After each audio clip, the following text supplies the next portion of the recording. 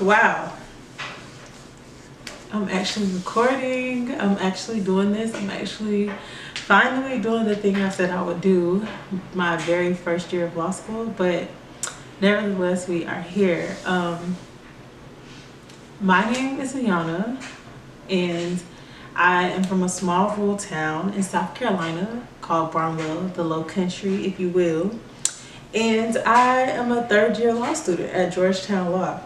And ever since I started law school, I always wanted to document my law school journey, and I never really did it. I would record clips here and there. I would record things with my camera. I bought all the stuff. I bought all the content creator things, and I never really would sit down and actually like force myself to really publish it, you know, make it a thing. And today's the day where I'm like, we will not drag our feet anymore. We're gonna do the thing we said we were gonna do, like you do everything else, and you're gonna do it. So this is, to me, finally publishing my documented law school journey. I want my first video on my channel to really just recap my first year and second year of law school so far. Like I said, I'm currently a rising 3L. That's crazy. Like, I swear I just started law school yesterday, and I am about to walk into my last year of law school. If y'all see me looking down, I just have like some notes on things I want to make sure that I touch. But in this video, I'm just going to recap my first and second year of law school, and at the end of this video, I'm going to include some clips that I've just had over the years. You guys will see me actually studying for my first year finals in law school. In my first year, some clips and footage of me being a big law summer associate as a 1L, which was crazy fun. I had so much fun then. I have clips from where that firm sent me to Chicago for a like conference or whatever. And then I have some clips from like my second year of law school as well. So let's just get into the video.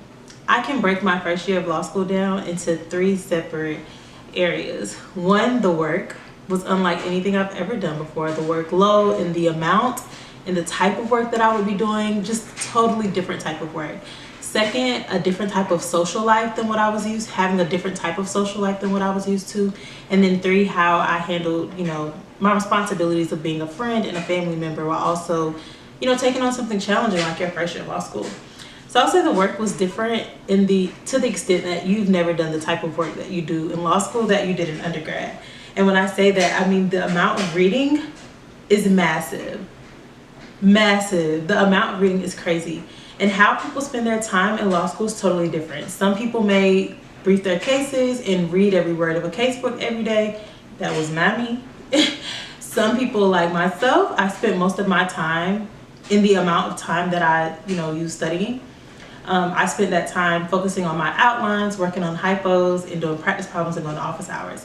So I guess I'll say the work is different than in undergrad and college versus law school, is that you're going to spend a lot of time studying, and how students choose to do that work, how students choose to divvy up their time with studying, that just varies student by student.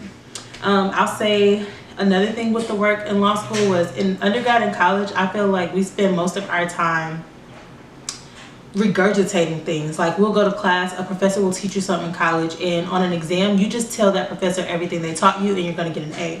It is not like that in law school. If you go on a law school exam just regurgitating everything your professor said, somebody's going to find themselves at the bottom of the class.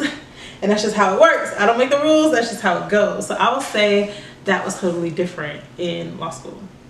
In the second area of social life, how students choose this, I don't know. I came to law school in my first year with the expectation, knowing that I wanted to transfer to a T14 or a top law school, which I did. My first year of law school, I went to the University of Louisville. I'll do a separate video explaining why I chose Louisville and why I wanted to transfer and what the transfer process was like. But just for the sake of time in this video, because I want to talk about a lot of different things and show you guys a lot of stuff, I came in knowing that I wanted to transfer. And in order to transfer, you pretty much got to be, if you want to transfer to a school like Georgetown or the schools that I was applying to, you kind of needed to be at the top of your class and have the best grades possible. So my social life was non-existent. I did not do anything. I did not go out.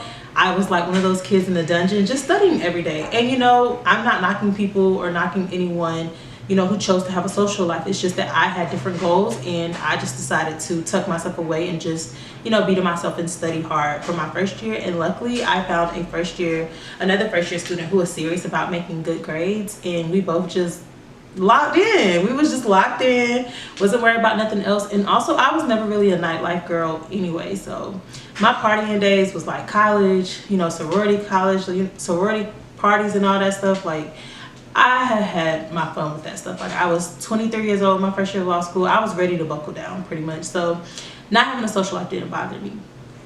In this third category of my first year of law school, just how I dealt with my family and friends. And I feel like we all have responsibilities in being in a friendship and being a family member. People have expectations. They expect you to call, they expect you to be there.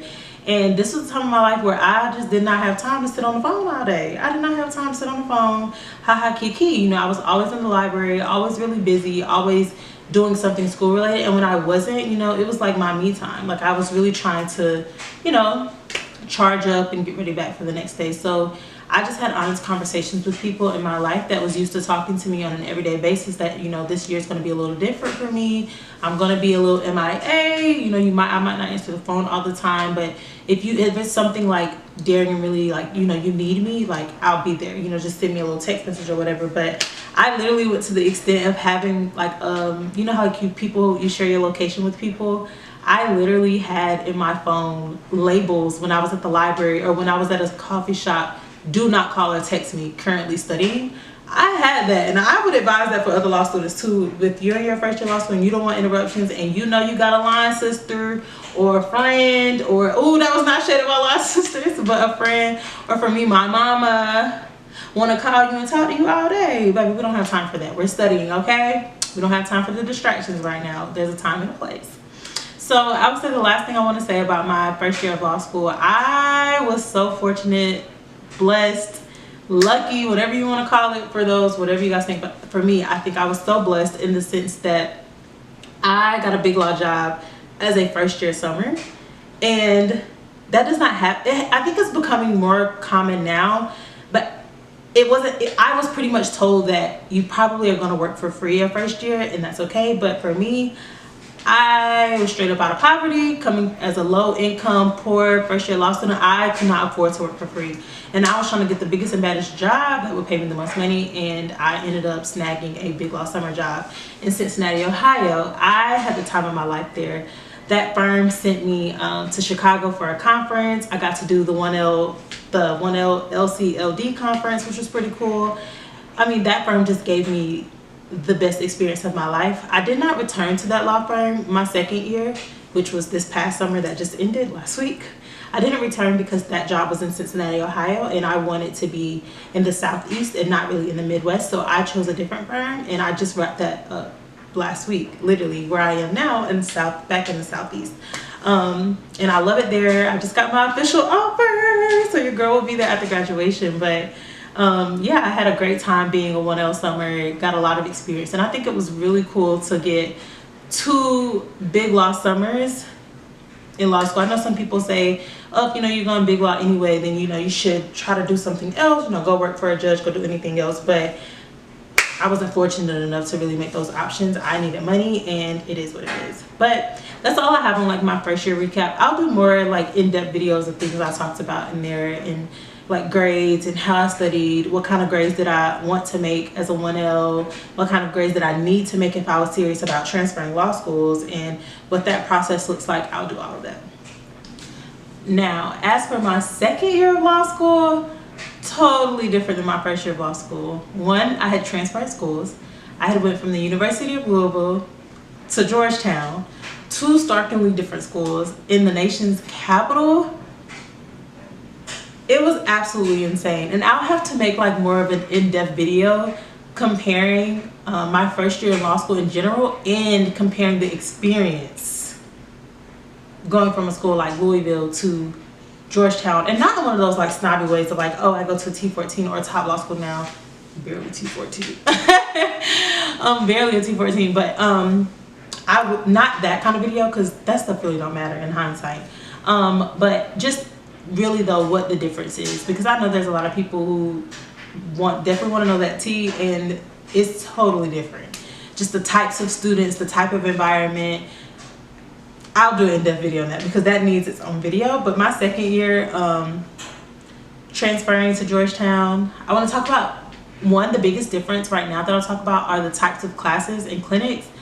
At my first school, there really wasn't a lot of classes or clinics to choose from. I think there was maybe like 2 clinics, and you just took your typical bar classes, versus Georgetown was totally different in the sense of after you take those first year requirements, you can take whatever you want. Georgetown doesn't require you to take corporations, the con law about like rights and liberties, evidence, decedents, will and estates. Like none of those things are required. Securities, regulations, and all that. Like none of that's admin law. None of those things are required. You really can take classes that you really care about, areas that you really want to learn. And I must say, I have learned different areas of the law that I never would have gotten exposure to had I not come to Georgetown. And that is why I came to Georgetown. And I'll be in a clinic this semester. I'm so excited to talk about that, but I'll be in a clinic this semester that the type of clinics that are at Georgetown were definitely not at my first school. And the classes and the clinics were the reasons that I wanted to transfer to Georgetown. And obviously Georgetown was an awesome school and an awesome, unique place in the world. I mean, I'm in the nation's capital, where the law is created, implemented, all that stuff. And it's pretty cool. It's a pretty cool transition to make. I'll be honest, once I transferred, I was even less social than I was my first year. Not because like I couldn't be, because I definitely had way more time as a 2L. I knew what to expect. I knew how to be a good law student. I knew how to write great exams, all of those things. So it wasn't that wasn't why I wasn't social. It's just hard, breaking out there when people have already established their friend groups and all of that. But I did make one friend after transferring, and she transferred to Georgetown as well a year before me, and she just graduated and took the California bar exam. I'm so proud of her. Bria, if you ever see this, I love you so much. But I have one friend, and she just graduated. So now I'm back at ground zero come the fall, and I have to make friends all over again. But I'm super excited to get in the nitty-gritty and, make new friends. And I'm sure that my clinic, I'll be able to make friends and all of that good jazz. Coming to Georgetown, I will say one thing that wasn't available at my first school were the type of firms that recruited from that school. I will say in Louisville, yes, you have options to go like regional big law, which is what I did, like a regional big law firm, which is an amazing job, amazing firm, still amazing things. But I will say there was a different type of firms coming to Georgetown. Like, I don't want to name drop firms, but I had callbacks in interviews, screener interviews, callbacks with Vault 10, like top 3, top 10 firms that didn't even come to OCIs at my first school. And that was an extreme, like, I would say blessing, in a sense of I snagged one of those jobs with a Vault rank firm, not one of those Vault 10 top 10 firms. Like, I got one that was still Vault ranked, still a very top prestigious law firm. And I'm so thankful just to have the opportunity to be a summer associate at one of those kind of firms, and to now have an offer at one of those firms, and I'll be working there after graduation. Prayerfully that we finish this last year of law school, Lord willing. We're gonna finish this last year of law school, pass the bar exam, and all of those good things. So now that brings me to where I currently am. I am now a rising 3L at Georgetown, and I'm 2 semesters away from being a lawyer. A Hoya lawyer. Oh my gosh, that's crazy. It's crazy as I'm sitting here saying this, because I just can see the clips of me right now in my head where I was taking my law school exams as a 1L, being afraid if I wouldn't make the grades to transfer, to get a big law job, to get the type of work that I wanted to do, live in the area that I wanted to live in. I told y'all I'm from the rural South, born and raised, low country girl from South Carolina, and I wanted access to complex, sophisticated legal work and being close to South Carolina. I didn't want to be in South Carolina per se, but I did want to be close by and, within driving distance. So I got just that. I got my dream job in my dream state, and it's all coming together. And I just cannot wait to continue to do the things I've been saying I was going to do. It's such a good feeling right now in life, of where like I vividly remember, I'm going to insert a picture right now of my wall in my college apartment. I was a sophomore, and I literally had my dream law schools on my wall every day. I would see it, and Georgetown's pictured 3 times because it was truly my dream law school. And I didn't have the LSAT score to get into a school like Georgetown. And so I knew that I had to go to the University of Louisville, make straight A's, kill it to transfer. And I did it. I did that all to end up getting the types of jobs I wanted, getting the types of classes, clinics, the type of law school experience, going to a great school, a top school. You know, not saying the school I was at wasn't great and wasn't a good school, but there is a difference. And I'm not going to sit there and lie and say that there isn't. And I want to, I guess now I'm looking forward to documenting the rest of my journey.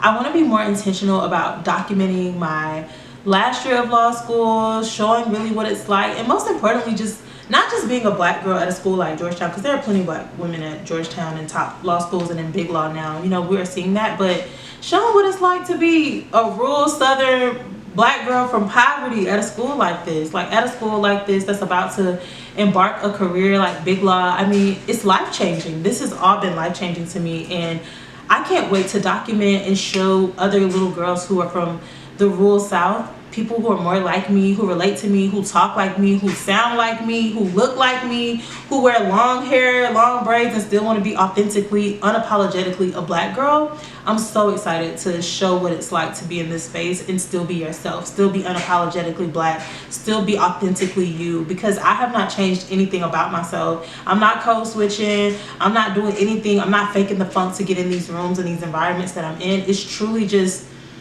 it's God's will for my life, obviously, but also just hard work, dedication, being driven, determined, doing the things that you say you're going to do.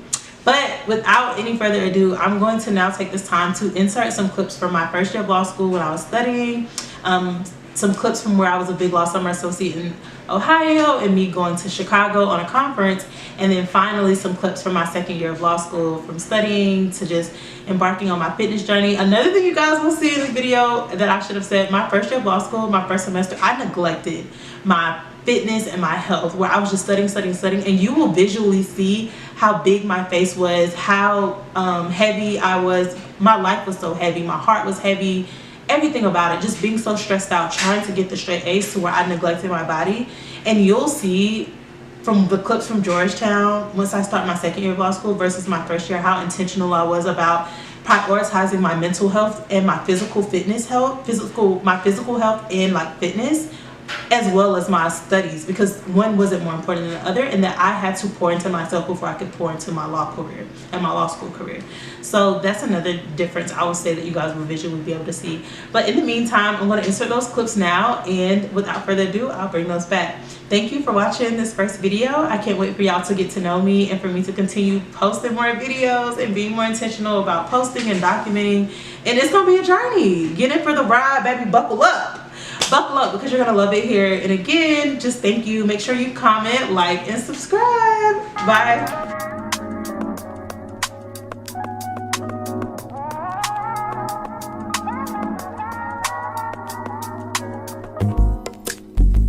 It's not that I don't want you here.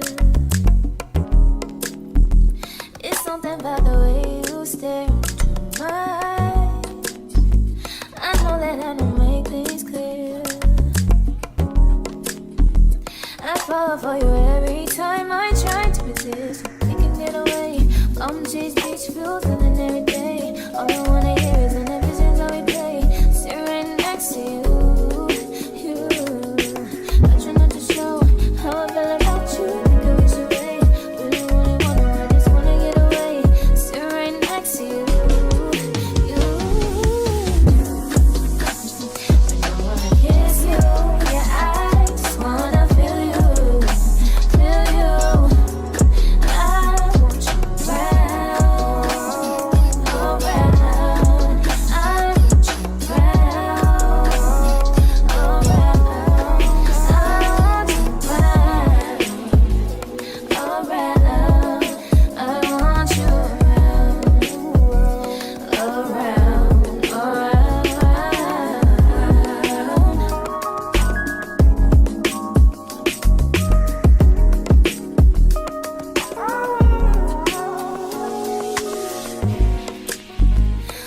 I think I need you here.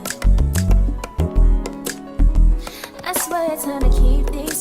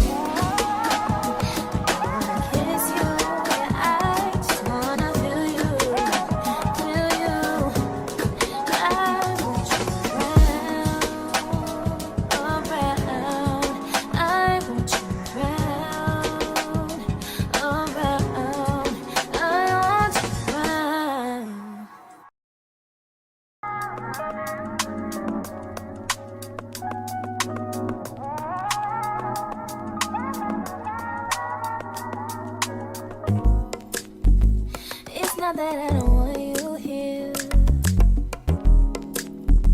It's something about the way you stare into my eyes. I know that I don't make things clear. I fall for you every time I try to resist. We can get away. Come chase beach views and then every day. All I wanna hear is an visions I replay. Sit right next to you. I try not to show how I feel about you. Think of it away. Really, really wanna, I just wanna get away. Sit right next to you. I don't wanna kiss you. Yeah, I just wanna feel you. Feel you. I want you around, around. I want you around, around.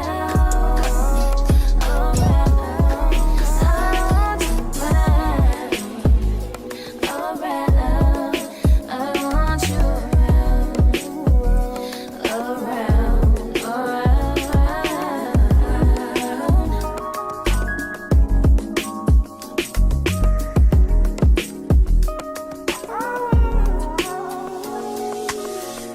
Because I'm feeling really down. I don't know what's going on. I'm really in a funk, and I wanted to make sure that I said that because I think we all know about the whole, like, I think as you progress through law school, I constantly feel myself having these moments. I know last semester I had one of these, and it's around the same time, around week 6, week 7 of law school, where I just am tired, where I don't even know how to explain it. It's just like a funk. Like, I do not want to do this anymore. Like, this degree, like, I don't even want it. Like, I don't want it. I don't want to do this no more. I'm tired. It's not even a lack of motivation, because I'm not a person who, like, depends on motivation to get things done. I'm pretty disciplined, and I just do what I say I'm going to do even when I don't want to do it. But right now, it's just a matter of, like, I cannot even concentrate for more than, like, 20 minutes at a time. And then once 20 minutes, like, comes of me working on a task, I don't want to work on it no more. Like, I'm tired. Like, I'm really just exhausted. And I'll just be starting a study session. I'm like, bruh, you haven't even been working that long. Like, get it together. But today, I don't know, like, mentally I'm in a funk, and I'm kind of bummed because I pretty much wasn't productive at all this weekend, but I'm tired. Like, I'm genuinely tired, and I feel burnt out. Like, this is burnout. I always consider the difference between when I'm being lazy and burnout, because laziness is like you don't really want to do it, and when you sit down and you get started on a task, you eventually, like, you know, you're able to crank it out and you get it done. That's being lazy. When you try, you know, you sit down and you try to do it and you realize, like, okay, you got it done. Versus burnout, I can tell when it's burnout when I'm constantly trying to sit down and do something or work on something, and I just cannot focus. I cannot concentrate. And even when I walk away, take a break and do something else, like I went grocery shopping, got back, tried to get back to my work, and I'm like, I just don't want to do this. And I don't know what's going on because, like I said, I pretty much didn't do nothing all weekend. And I'm pretty annoyed. I'm tired. That's really the feeling that I have. Like, I'm really mentally exhausted, and I'm just ready for the summer. I feel down mentally right now. Like, I have laundry I need to fold. I really need to clean. I need to cook dinner for the next 3-4 days, and I, like, cannot even muster up the, like, strength and focus to that. So I'm literally about to take a shower and go to bed. I'm about to take a shower, try to fix me a little something for dinner, but I'm about to take a shower and go to bed, pretty much.